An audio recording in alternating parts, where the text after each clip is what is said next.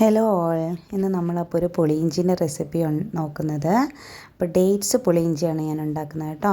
അപ്പോൾ ആദ്യം വീഡിയോയിൽ കാണുന്നത് പോലെ കുറച്ച് പുളി ഒന്ന് കുതിരാൻ വെക്കുക. ചൂടുവെള്ളത്തിൽ കുതിർത്താൻ വെച്ചാൽ മതി കേട്ടോ. അപ്പോൾ എളുപ്പം നമുക്ക് കുതിർന്ന് കിട്ടും. എന്നിട്ട് അതൊന്ന് അരിച്ച് ഞാനൊരു പാത്രത്തിലേക്ക് ഒഴിച്ചു. അത് അരിച്ച് പാത്രത്തിലൊഴിച്ച് അത് നല്ലോണം കുറുകാൻ വേണ്ടിയിട്ട് ഞാൻ അടുപ്പത്തിലേക്ക് വെച്ചു. അപ്പോൾ അതങ്ങനെ കുറുകി വരുമ്പോഴത്തേക്ക് ഞാൻ കുറച്ച് ഡേറ്റ്സ് ഒന്ന് ജസ്റ്റ് വെള്ളത്തിൽ വെച്ചായിരുന്നു. അപ്പോൾ ഈ ഡേറ്റ്സ് നമുക്ക് അരച്ചും അല്ലാതെയും ചേർക്കാം കേട്ടോ. ഞാനിവിടെ അരച്ചാണ് ചേർക്കുന്നത്.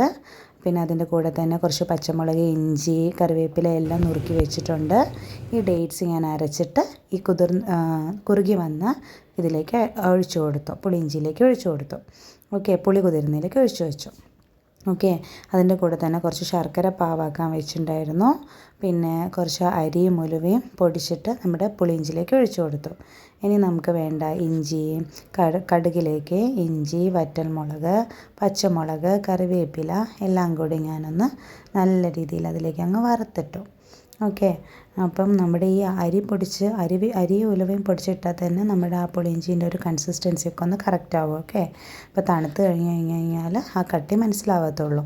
അപ്പം ഞാനിതാ ഇപ്പോൾ ഇഞ്ചിയൊക്കെ ഒന്ന് വറുത്തിടാണ്. ഇഞ്ചി കുറച്ച് നല്ലോണം മൂത്തതിന് ശേഷം മാത്രം പച്ചമുളകും കറിവേപ്പിലയും എല്ലാം ഇടാം. എല്ലാം നല്ലോണം വഴണ്ടതിന് ശേഷം ഞാനിതാ നമ്മുടെ ഇഞ്ചിപ്പുളിയിലേക്ക് ഒഴിച്ചു കൊടുത്തു. അപ്പോൾ ഇതാണ് നമ്മുടെ ഫൈനൽ ലുക്ക്. അപ്പോൾ ഇത് നല്ല ചൂടായിട്ടിരിക്കുകയാണ്. അപ്പോൾ നിങ്ങൾക്ക് കുറച്ച് ലൂസായ പോലെ തോന്നും.